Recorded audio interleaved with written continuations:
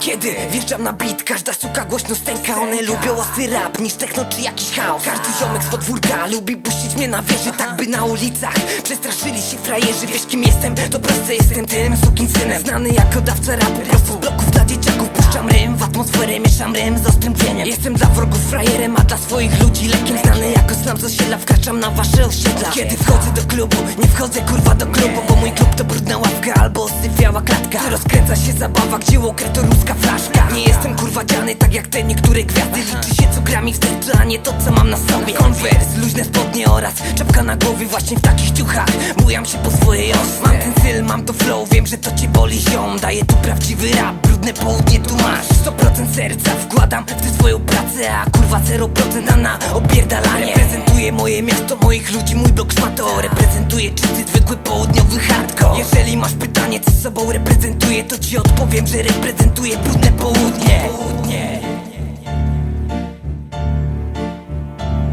Nielegalny nabyt wkracza, reprezentant nowe miasto, reprezentant studio gniazdo. Życie brudne wam przedstawiam, to co chodzi mi po głowie dzisiaj opowiadam tobie. Na brudnym południu co dzień stawiam nogę. Razem z Szają i Jemiołką możesz mnie spotkać ziom. To właśnie z nimi przesiaduję co dzień ziom. Chlaniec, kwita, później piła, studio ziomki i rodzina. Melanż, nuda i rozkmina, taki wita u nas klimat. Brudna ławka, browar, działka, tak zaczyna się zabawa. Wrogów coraz mniej na drodze, boją się, że coś im powie. Dziś na bitach ciebie witam prosto z podziemnego miasta. Za mikrofonem, ostrym słowem napierdalam. Jeśli jeszcze masz pytanie co sobą reprezentuje, to ci odpowiem, że reprezentuję brudne południe. Jeśli jeszcze masz pytanie co sobą reprezentuje, to ci odpowiem, że reprezentuję brudne południe.